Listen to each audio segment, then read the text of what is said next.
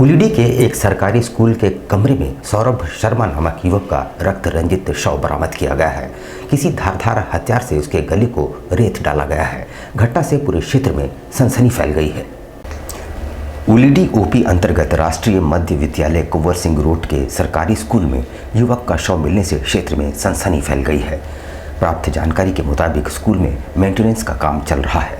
आज सुबह स्कूल खोला गया तो देखा दूसरे तल्ले के क्लासरूम में खून से लथपथ एक युवक का शव पड़ा है। इसकी सूचना पुलिस को दी गई।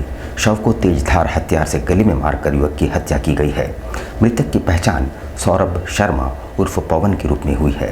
परिजनों ने बताया कि युवक नशे का आदी था, मगर स्कूल में कैसे पहुंचा इसकी जानकारी किसी को नहीं है। वहीं पुलिस पूरे मामले की छानबीन में जुट गई है। ये ऊपर उल्टी का रहने वाला युवक है और हमारे छोटे भाई जैसा है सौरभ, और बहुत ही बेरहमी से इसका मतलब एक जन से तो नहीं किया होगा, क्योंकि जैसा अभी प्राथमिक जांच में जो अभी दिखा है गला रेत कर उसकी हत्या हुई। और कल से ही उसका खोजबीन चल रहा था। कल रात में 9 साढ़े 9 बजे तक घर वालों से बात हुई थी इसका, हम आ रहे तो बोले कि घर में बात तो नहीं आया। सुबह बाद में फिर कुछ देर के बाद उसका मोबाइल स्विच ऑफ हो गया। सुबह जब खोजने के निकला तो स्कूल जब खुली, स्कूल में जो अभी डेड बॉडी मिली है, स्कूल जब खुला तो यहाँ के स्कूल के लोगों को पता चला कि यहाँ स्कूल में लाश पड़ा हुआ है।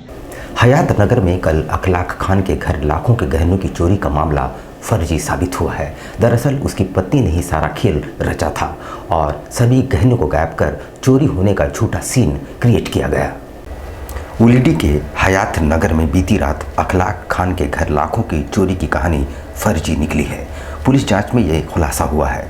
पुलिस जब जांच करने अखलाक खान के घर पहुंची और पूछताछ शुरू की, घर के लोग अपना बयान बार बार बदल रहे थे।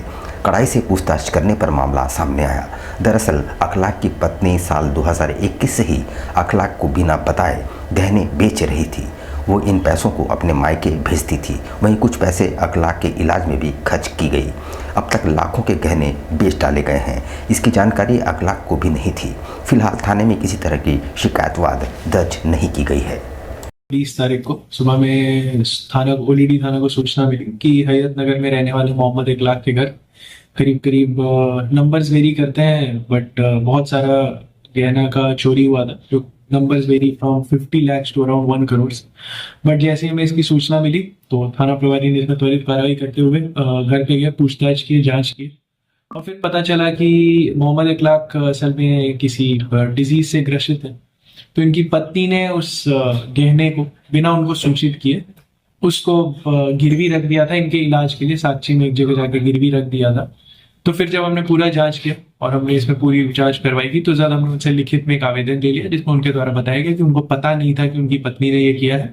गत 17 मार्च को गोविंदपुर में हुए शंभू लोहार हत्याकांड का पुलिस ने खुलासा करते हुए मुख्य आरोपी तुषार कर्मकार को गिरफ्तार करते हुए न्यायिक हिरासत में भेज दिया है। गोविंदपुर थाना पुलिस ने बीते 17 मार्च को गरुड़बासा के प्रकाश नगर में हुए शंभू लोहार हत्याकांड मामले का खुलासा करते हुए मुख्य आरोपी तुषार कर्मकार को गिरफ्तार कर न्यायिक हिरासत में भेज दिया है। पुलिस ने तुषार के पास से एक पिस्टल, एक जीवित कारतूस, एक मैगजीन और एक खोखा बरामद किया है। इस संबंध में जानकारी देते हुए सिटी एसपी कुमार शिवाशीष ने बताया कि अभियुक्त की गिरफ्तारी को लेकर सिटी डीएसपी के नेतृत्व में एक टीम का गठन किया गया था। टीम ने तकनीकी अनुसंधान के माध्यम से तुषार कर्मकार को खैरबनी फुटबॉल ग्राउंड के बगल कैनल के पास से गिरफ्तार किया है। हथियार था, उसको हमने पीओ के पास से ही रिकवर कर दिया। उसको छुपाने की कोशिश की गई थी, बट पुलिस ने उसमें कार्रवाई करके उसको रिकवर कर लिया। और 18 मार्च को हमने एक एफआईआर इसमें लॉन्च किया है। और इसके बाद कल मतलब कि 20 मार्च को जो इसमें व्यक्ति है तुषार कर्मकार, जो कि 19 वर्ष का है और रहने वाला है गोविंदपुर का ही, उसी जगह रहने वाला था ये, उसको हमने गिरफ्तार कर लिया। और उसके निशानदेही पे जो खोखा हमने उधर यूज किया गया था उस ये इसमें गोलीकांड में, उसको हमने बरामद कर दिया। हिंदू उत्सव समिति द्वारा एमजीएम मैदान में ध्वज पूजन किया गया। 29 मार्च को निकलने वाली विशाल नववर्ष यात्रा की तैयारियां शुरू कर दी गई है। हिंदू उत्सव समिति द्वारा नववर्ष यात्रा के पूर्व आज ध्वज पूजन किया गया, जिसमें बड़ी संख्या में मानगो सहित शहर के हिंदूवादी लोग शामिल हुए और पूरे शहर को जिस ध्वज से सजाया जाएगा उस सभी भगवा ध्वज का सनातन विधि विधान से पूजन किया गया।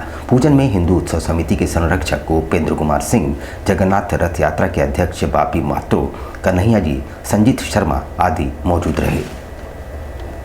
खदे सोमो राजा विद्वानय समादरसते न च ओम नमो बिलमिने च कवचिने च नमो भरमिने च वरुसिने च तकधाराय ऋभोन बाजे कष्टाभितभिरपिण्डमानः। ये समझ आना कि किसी भी हाल में मानवों से एक जगह से निकलना चाहिए। समझ आना जो लोग भी हैं सब लोग, कुछ दिन पहले शायद आप लोग को नहीं हम लोग सूचना दे सके थे, राजस्थान भवन में जितना झंडा होल्डर है सारे लोग को बुलाए थे। जो प्रतिष्ठित लोग हैं यहाँ के उन लोग को बुलाया गया, हर समाज के लोगों से को बुलाया गया कि भाई हम लोग किसी भी हाल में एक निकालें और भव्य तरीके से उसको निकालें। उधर दूसरी ओर सरायकेला जिले में अवैध स्क्रैप टालों के खिलाफ पुलिस ने सख्ती बढ़ा दी है। इसी क्रम में एक अवैध रूप से संचालित टाल में छापामारी की गई।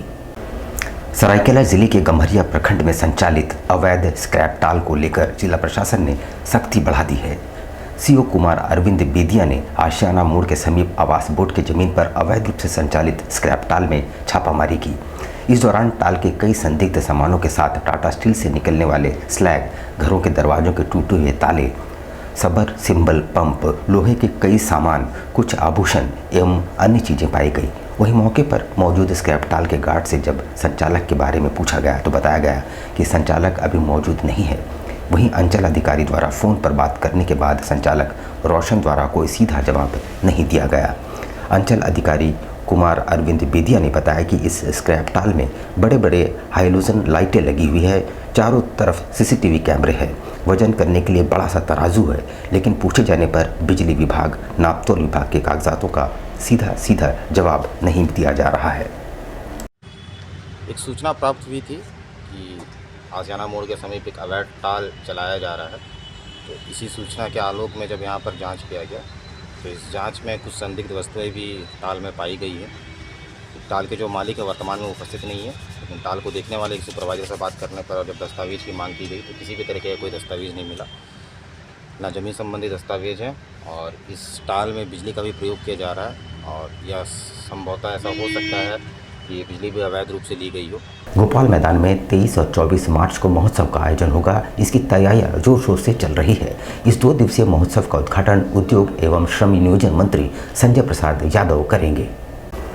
23 और 24 मार्च 2025 तक प्रमंडल स्तरीय PM FME महोत्सव का आयोजन किया जा रहा है।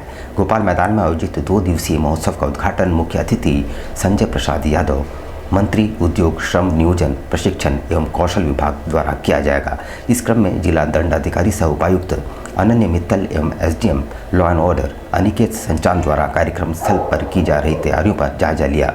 मौके पर GM DAC रविशंकर प्रसाद, DTO धनंजय व अन्य पदाधिकारी भी मौजूद थे। यहाँ पर फूड प्रोसेसिंग महोत्सव 23 और 24 तारीख को बनाया जा रहा है, जिसके लिए पूरी तैयारी की जा रही है। विभिन्न स्टॉल यहाँ पर लग रहे हैं, जहाँ पर विभिन्न इंडस्ट्रीज़ और विभिन्न पार्टनर्स के द्वारा यहाँ पर अपनी सभी चीज़ों को डिस्प्ले किया जाएगा और माननीय मंत्री महोदय के आगमन का भी कार्यक्रम प्रस्तावित है और उन्हीं के लिए सारी जो भी तैयारियाँ हैं उनके आगमन के लिए उसके लॉ एंड ऑर्डर संबंधी और सुरक्षा व्यवस्था संबंधी आज जायज़ा लिया गया।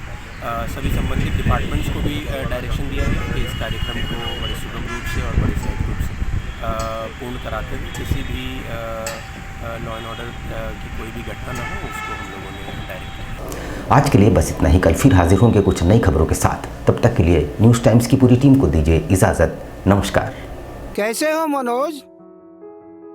ठीक ही है भैया। ठीक तो बोल रहे हो, ठीक तो दिख नहीं रहे हो। तुम्हारे उम्र में तो हम 10-10 किलोमीटर दौड़ जाया करते थे। सारे लोग टहल रहे हैं, तुम सुस्त बैठे हो। वो क्या है ना भैया कि थोड़ा प्रॉब्लम हो गया है। प्रॉब्लम? हम तुम्हारे बड़े भाई जैसे हैं, तुम अपना समस्या बताओ हमको। हो सकता तुम्हारी समस्या का समाधान हमारे पास हो।